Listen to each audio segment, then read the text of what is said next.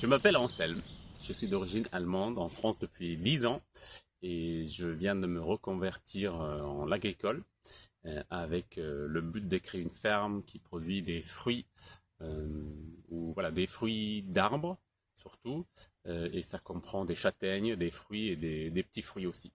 La ferme est localisée sur la commune de La Roche-Millet dans le sud du Morvan, du coup sur une surface de 2 hectares pour la production de fruits et on a 4 hectares de forêt qui vont peu à peu être transformés en châtaigneraies. Et donc on est installé ici depuis l'automne 2021 et c'est dans un but d'amener plus de résilience dans le territoire du sud Morvan. Parce qu'ici, ce qui se produit surtout, on voit peut-être derrière, il y a des pâturages avec des charolaises et il y a des forêts avec des sapins. Et donc ça peut pas nourrir grand monde et du coup, il faut qu'on fasse d'autres choses aussi. Et du coup, voilà, moi je me lance dans les fruits et surtout ici, c'est un terrain très propice à la châtaigne. Il y avait un temps où toutes les fermes, ils avaient une châtaigneraie, mais depuis longtemps, la plupart de ces châtaigneraies ont été abandonnées. Les gens, ils ont plus trop l'habitude de manger la châtaigne au quotidien. Voilà, c'est juste un truc de luxe de temps en temps. Et du coup, notre but, c'est de replanter aussi des châtaigneraies et de réintégrer la châtaigne dans les systèmes alimentaires ici et d'autres fruits. Et donc, pour ce faire, on a choisi un système de plantation qui s'appelle l'agriculture syntropique ou l'agroforesterie successionnelle. Et c'était une approche que je trouvais très très pertinente après plusieurs années de découverte de différents systèmes et approches agricoles, y compris bien sûr la permaculture. Mais ce que je trouvais pertinent et intéressant dans la syntropie, c'est vraiment une approche de production où c'est pas tellement pour l'autosuffisance. Voilà, on plante de manière efficace, tout à fait diverse et écologique, mais de manière que ça puisse quand même être efficace pour récolter et pour travailler et pour entretenir, tout en apportant voilà, tout un écosystème de diversité au même temps. Et donc voilà, on se trouve maintenant dans la première partie de notre verger syntropique qu'on a planté en février 2022.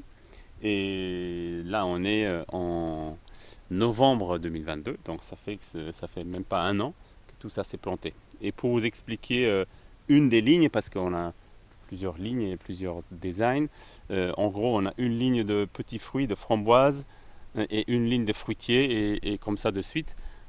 Donc là, on a une ligne avec ce qu'on voit ici, un cognacier. Et 4 mètres plus loin, là-bas, il y a un kaki.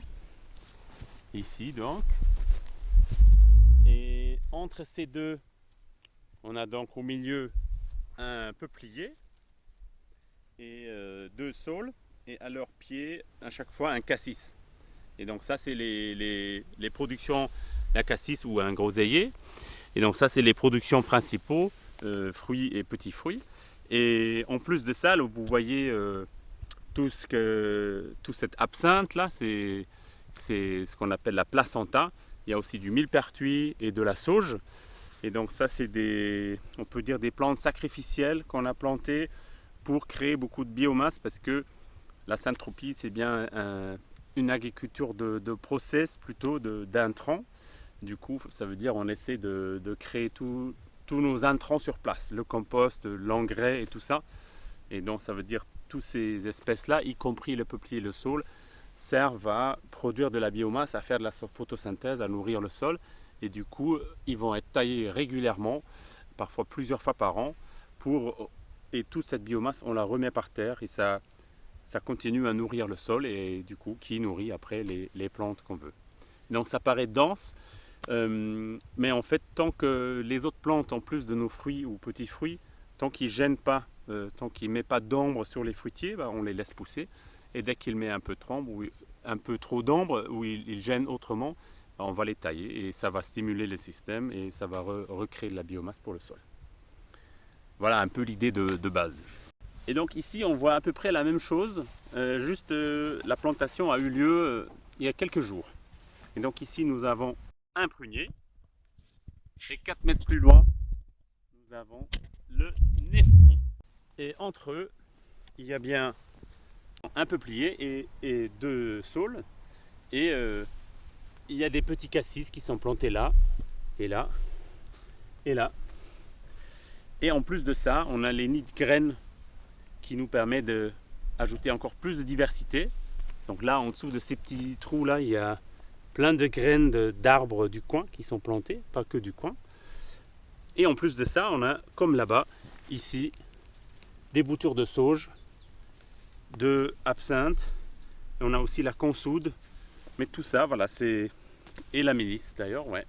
Et du coup, tout ça, c'est en attente de venir dès le printemps.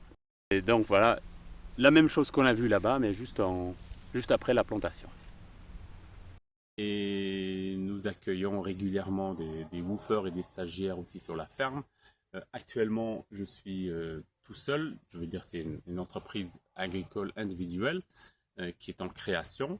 Et après, voilà, je souhaite, une fois que de plus en plus d'arbres sont plantés et les productions commencent, intégrer, voilà, trouver d'autres associés qui veulent s'associer à moi et créer des emplois, surtout parce qu'on va beaucoup transformer les petits fruits, les châtaignes, mais on a aussi des ruches et donc des produits à base de miel, etc.